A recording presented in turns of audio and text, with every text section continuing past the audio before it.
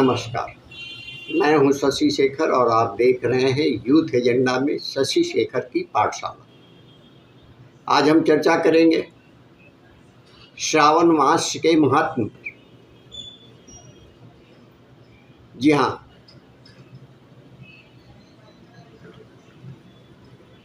तो चलिए आज सुनते हैं शौनक ऋषि ने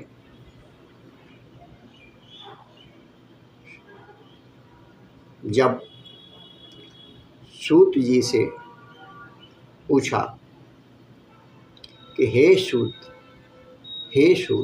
हे महाभाग, हे व्यास शिष्य, हे अकल्मष, आपके मुख कमल से अनेक आख्यानों को सुनते हुए हम लोगों की तृप्ति नहीं होती, अपितु बार बार सुनने की इच्छा बढ़ती जा रही है। तुला राशि में स्थित सूर्य में कार्तिक मास का महात्म, मकर राशि में माघ मास का महात्म और मेष राशि में स्थित सूर्य में वैशाख मास का महात्म, और इसके साथ उन मासों के जो भी धर्म हैं उन्हें आपने भली भांति कह दिया।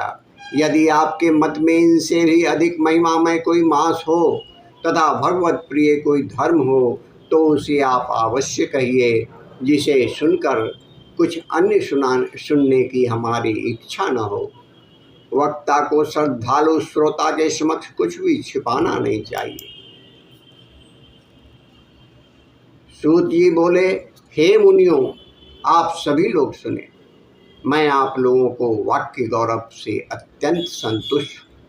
आप लोगों के समक्ष मेरे लिए कुछ भी गोपनीय नहीं है।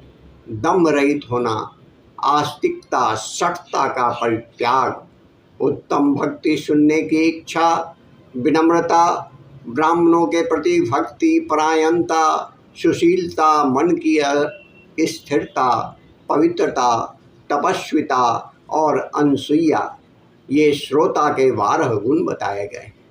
ये सभी आप लोगों में विद्यमान हैं। अतः मैं आप लोगों पर प्रसन्न होकर उस तत्व का वर्णन करता हूँ। एक समय प्रतिभाशाली सनत कुमार ने धर्म को जानने की इच्छा से परम शक्ति से युक्त होकर विनम्रतापूर्वक ईश्वर भगवान शिव से पूछा। सनत कुमार बोले, योगियों के द्वारा आराधनीय चरण कमल वाले हे देव, हे महाभाग, हमने आपसे अनेक व्रतों तथा बहुत प्रकार के धर्मों का श्रवण किया है, फिर भी हम लोगों के मन में सुनने की अभिलाषा। 12 मास में जो मास सबसे श्रेष्ठ, आपकी अत्यंत प्रीति कराने वाला, सभी कर्मों को सिद्धि देने वाला हो, और अन्य मास में किया गया कर्म यदि इस मास में किया जाए तो वह अनंत फल प्रदान करने वाला हो, तो हे देव, उस मास को बताने की कृपा कीजिए। साथ ही लोकानुग्रह की कामना से उस मास के सभी धर्मों का भी वर्णन कीजिए।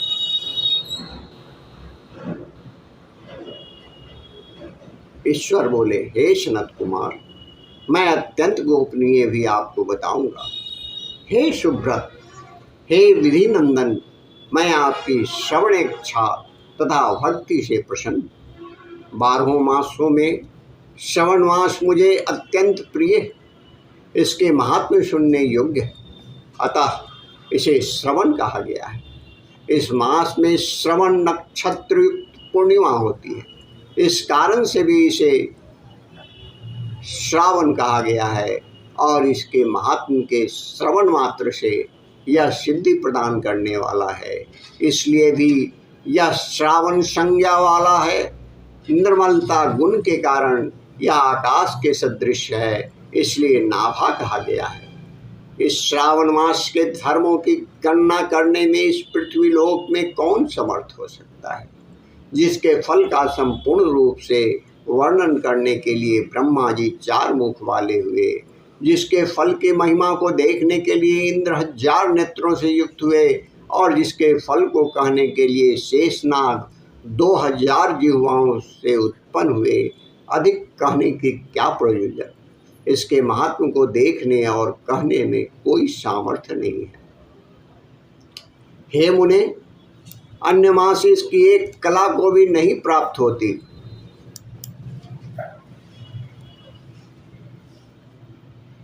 यह सभी व्रतों तथा धर्मों से युक्त।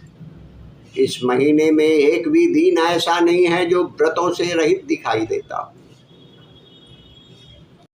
इस माह में प्रायः सभी तिथियां व्रत युक्त। इसके महात्म्य के संदर्भ में मैंने जो कहा है वह केवल प्रशंसा मात्र नहीं, आर्तों, जिज्ञासुओं, भक्तों, अर्थ की कामना करने वाले, मोक्ष की अभिलाषा रखने वाले और अपने अपने अभिष्ट की आकांक्षा रखने वाले चारों प्रकार के लोगों, ब्रह्मचर्य, गृहस्थ, वानप्रस्थ, संन्यास आश्रम वाले को इस श्रावण मास में व्रतानुष्ठान करनी चाहिए।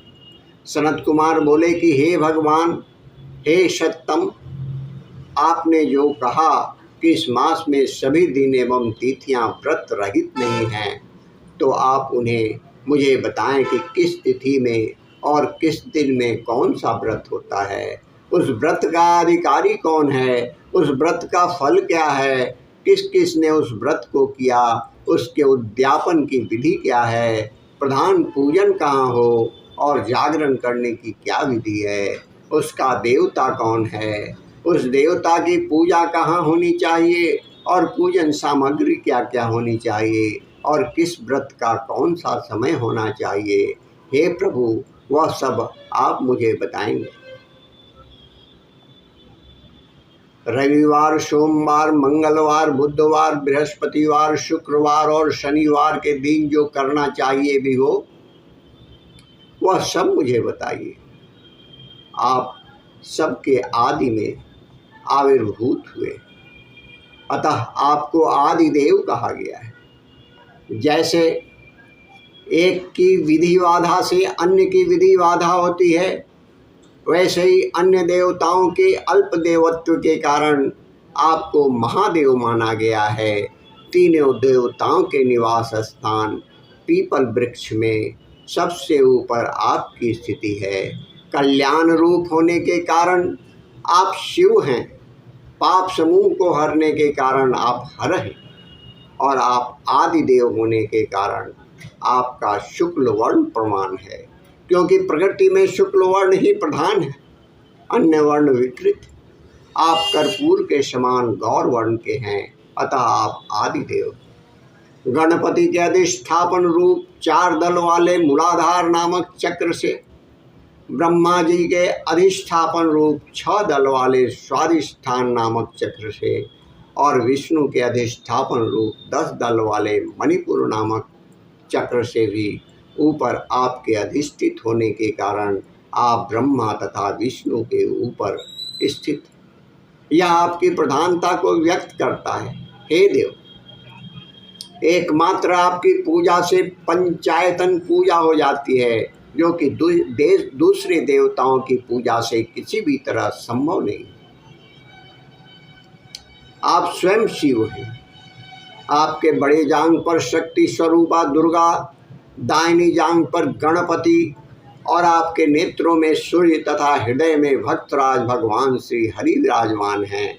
अन्य के ब्रह्मा रूप होने तथा रास के विष्णु रूप होने और आपके उसका भोक्ता होने के कारण, हे ईशान, आपके श्रेष्ठत्व में किसी संदेह हो सकता है।